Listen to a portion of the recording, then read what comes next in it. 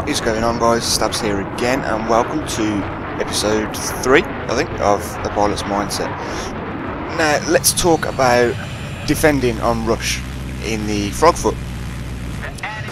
Although we've talked about the attacking side, and there are a lot of similarities, I'm not going to lie, but I think the jet on the defending side is so much more important for the team as a whole and can do a hell of a lot more damage and can really hold the attacking side up if played properly. Now I'm going to go over a few points. I'm not going to go too into depth about your counters and stuff because they are very much the same as the attacking side, but it's more of your role as a defender that seems to get ignored.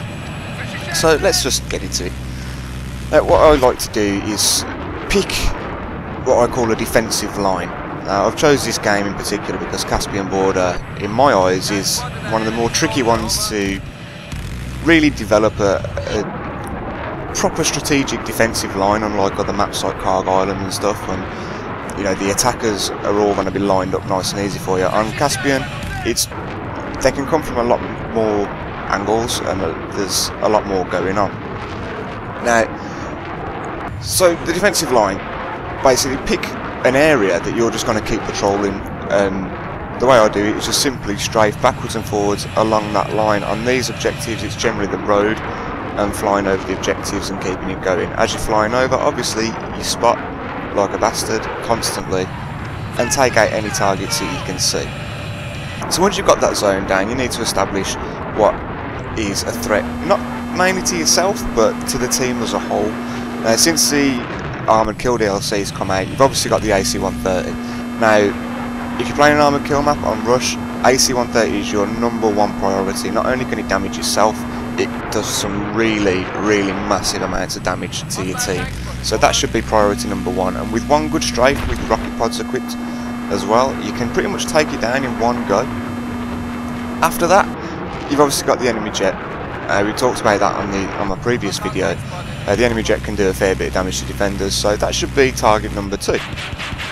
You've also got helicopters to worry about, that's target #3, and then obviously armour. Now if you're dealing with everything in the air, AC-130, helicopters and jets, then your team itself should be able to handle the armour on its own.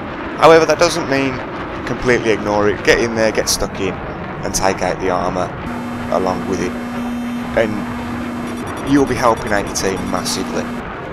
As you can see here, I'm just getting bombarded with soft lamps and stuff like that. If that happens to you, best thing to do is just get out of dodge, fly away as I'm doing here, hit low to the ground, wait for your flares to recharge, and then come back in and assume back on it. If the attacking jet is a bit crap really, then I tend to be honest, just ignore them and let them carry on doing what they're doing, and when they kind of fly into my area, then I'll take them out and deal with them. Until that time though, unless they're really bugging you or your team, just leave them to it, because the amount of times you see people that are just a bit shit in jets and they're just trying to learn, then if they're not doing much damage, then you're going to get a lot more points and be a lot more helpful to your team, rather than hunting them down all day long. Just concentrate on the ground targets or the helicopters. Helicopters are probably one of the bigger threats if they're on it, especially on this map, the Huey. That can drop people all over the place, and I've seen some defensive teams get really rattled by a decent Huey pilot dropping people off all over the place. So definitely take them out as soon as you see them. The same goes for the attacking helicopters and all the rest of it. So we've got now our defensive line. We know what order and what priority your target should take. Obviously, I'll just recap again. AC-130 is your top priority, then the jet if they're causing problems, helicopters, then armour.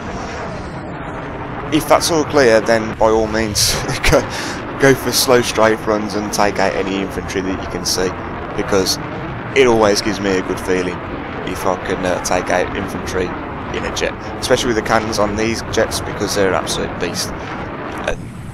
It's quite a lot of fun, let's be honest. So we spoke about that now, and that, to be honest, that's really kind of it. If you focus on those things, you know what the counters are already, as we discussed in the previous video. If you concentrate on your role then, so basically you keep that kind of no-fly zone area secure, you're going to be a massive benefit to your team. You really will. You've got to stay static in the same area, because if you do get distracted and you get taken away from the objectives and stuff, the helicopters and that are going to just come in, sweep in, and the bombs and stuff will be planted before you even know it. And it's a nightmare. It really is a nightmare. If you're having a good run in the jets, people tend to leave you to carry on with the jets. So I'd almost say if you do get taken down for any reason, or you crash or something like that, just wait for the jet to respawn. You know, if you're doing a good job, then I've noticed a lot of defending sides will just leave you to it, and there's nothing wrong with that. The jets spawn pretty fast, so you know, it's although there is a bit of a debate with the whole spawn camping for vehicles and stuff like that. I've noticed on Rush especially, if someone is good, then they're left alone.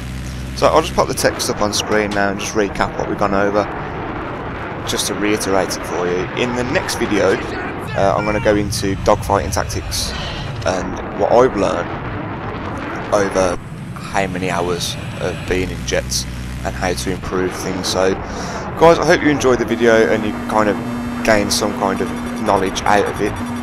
Thanks very much for watching, and if you did enjoy, drop a like, subscribe, all the usual stuff. Thanks again, and I'll see you in the next video.